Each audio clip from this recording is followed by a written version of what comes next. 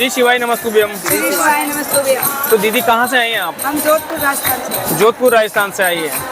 आज गुरुदेव की प्रथम दिवस की शिव महापुराण की कथा आपने श्रवण की, कैसा लगा आपको? बहुत अच्छा लगा। कब से आप शिव महापुराण को सुनते आ रहे हैं? 2019 से। अच्छा, शिव महापुराण को सुनने के बाद में आपकी लाइफ में क्या कुछ बदलाव आया है कथा को सुनने के बाद? मेरी कम उम्र होने के कारण मैं आपको ज़्यादा कुछ नहीं कह सकती, शब्दों में बयान नहीं कर सकती। बाबा ने इतना कुछ मुझे दे दिया और मेरी लाइफ में बहुत कुछ बदलाव आ गया।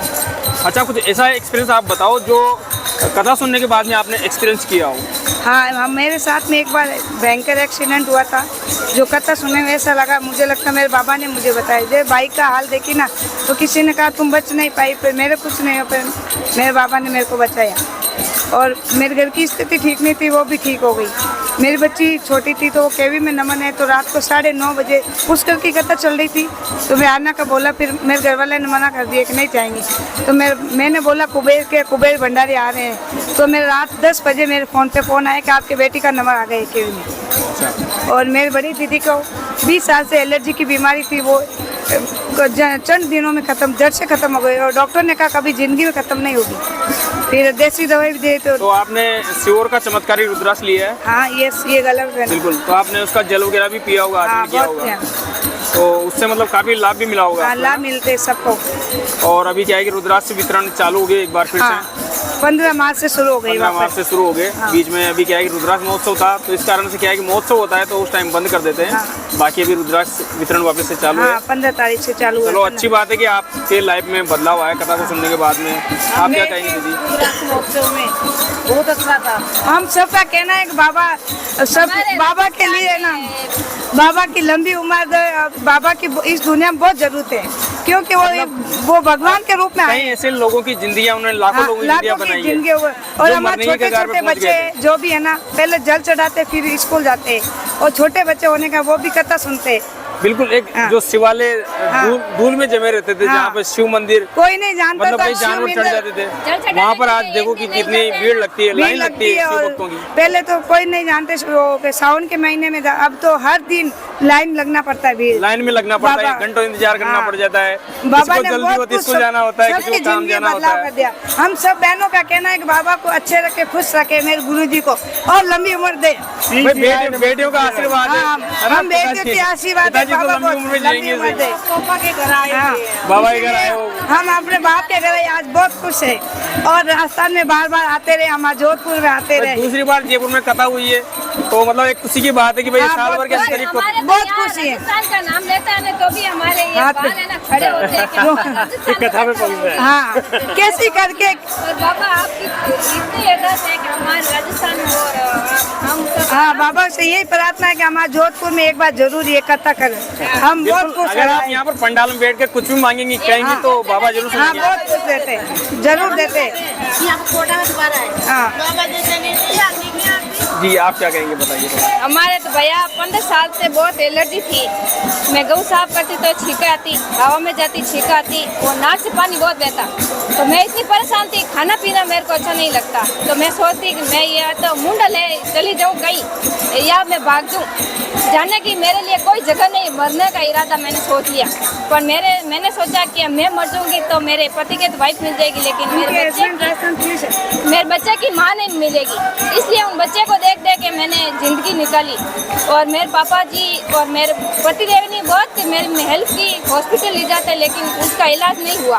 और जाती वहाँ बोलते सब कि इसका इलाज कहीं पे नहीं हो, इससे अच्छा तो आप सफाई करो मत। मैं क्यों, घर का काम तो करना पड़ता, किसे क्यों। तो मैंने इन्हें आदमी कर करके काम करवाती। और बाद में इसने बोला, मेरी बहन ने, कि तू रो मत, तू कहीं मत जा, तू बाबा की श्री शिवाय बोल और ये पंडाल गुरुजी की कथा सुन। तो मैंने ना फोन से कथा सुनने लगी। तो थोड़े दिन तो मेरे को भी विश्वास नहीं हुआ, गुरुजी मेरे को मन नहीं लग रहा। तो बाबा ने इतना मन लगा दिया कि मेरे ने किसी का फोन आता नहीं तो मेरे उस पर गुस्सा था कि फोन ही क्यों आया। मैं तो कथा नहीं आती ना, नहीं जाऊँ, उस दिन नहीं गई। तो उस दिन तो मेरा है ना मैं शरीर है ना अपना भी बाहर हो जाता है। और जाके आती हूँ तो मैंने सोचा पूरी हल्की हो गई मेरे पे कुछ नहीं है अब तो। और अब मैं कितनी भी सफाई कर लूँ, कुछ भी खा लूँ, की भी कर लूँ, नहीं तो मेरी ठीक भी नहीं आई। मतलब एक तरीके से आप जैसे तरह दवाई लेते हैं वैसे लत लग गई शिव महापुराण कथा की तो अभी ये कि सुनेंगे नहीं तो मजा नहीं आएगा, लाइफ में कुछ बदलाव नहीं आएगा। बदलाव। और हमेशा गुरुजी कहते हैं कि आप कथा को धारण करें, उसको जीवन में उतारें और अपने जीवन में बदलाव लाते मैं रहें। चली जाऊँ तो मैंने आज कथा नहीं सुनी तो मेरा मन है ना कैसे ही मेरा उदास रहता। थोड़ी बहुत ही सुनो तो मेरा नेचा हो गई, मैं तो आज नहीं करता ऐसे। और रात में भी पूरी नहीं हुई तो रात नहीं सुनूंगी तो सुनूंगी जरूर। बिल्कुल एक डोज की तरह है शिव महापुराण। खाना बनाती बनाती भी सुनूंगी तो सुनूंगी। सुनूंगी तो सुनूंगी, दूसरा बिल्कुल। मेरे को कुछ अच्छा नहीं लगता प्रदीप मिश्रा जी का भजन या कथा। भाई एक ऐसा ही छोटा बच्चा था, गुरुजी ने एक बार व्यासपीठ से कहा भी था कि भाई जब तक वो बच्चा शिव महापुराण की कथा नहीं सुनता है ना तब तक वो खाना ही नहीं खाता था। मेरा भी ऐसा है। और उसने एक पत्र में निवेदन भी किया था कि भाई आप अगर किसी दिन कथा नहीं भी कर पाते ऑनलाइन तो कम से कम डी लाइव कथा ही आप चला दिया करो, जिससे कि वो बच्चा खाना खा ले आराम से। तो मैं ना जल चढ़ाने के लिए एक दिन भी नहीं जाऊंगी तो मेरा शरीर पूरा ना बाहर हो जाएगा। और जाके रात में नींद से बाहर निकलूंगी तो मेरा ना अपना शरीर हल्का हो जाता है। बिल्कुल, और है ना उधर से हमारे राजस्थान में ना श्री से मंदिर है ना भोले बाबा का, वो उससे भेदभाव करते हैं, ऊंच नीच करते हैं। तो हम तो ना हमारा पति पुलिस में है ना जॉब, इसलिए हमको जाने देता, हमको कोई नहीं पूछते। देखो ये बात कई बार गुरुजी के सामने व्यासपीठ में भी गई थी तो उन्होंने बोला था कि आपको अगर जाने नहीं भी देते हैं ना तब आप एक काम जरूर से किया करो कि भाई आपके गमले में जाके मिट्टी है ना उससे का पार्थिव शिवलिंग का निर्माण कर लो, उसका आप पूजन कर सकते हो। मैं कथा सुनने के बाद मैं कितनी महिला को बोला कि आप जाके ना तुम कैसे आइए जड़ बांधो सफेद आंकड़े की, तो मैं मंदिर में जाने नहीं देता, इसलिए वे डर से जा ही नहीं पाए। उनके बच्चे 10-10 साल हो गए, हुए भी नहीं अभी तक, अब जाने नहीं दे तो क्या करे। तो मैंने बोला पशु मत करो। अविनाशी शिव सब देखते हैं, अगर कोई गलत करता है तो उसका नतीजा उसको भुगतना पड़ता है। वो उधर है ना राजस्थान में, और जो मन से मानता है, दिल से मानता है ना, तो उसके बाबा जरूर से काम करते हैं। मैं गुरुजी से एक बात कहना चाहती हूँ कि घर में शिवलिंग है और वो पशुपति व्रत करते हैं ना, तो उसमें घर में पूजा कर सकते हैं या नहीं कर सकते, इसका सवाल का जवाब दो भाई। जैसे कोई न किसी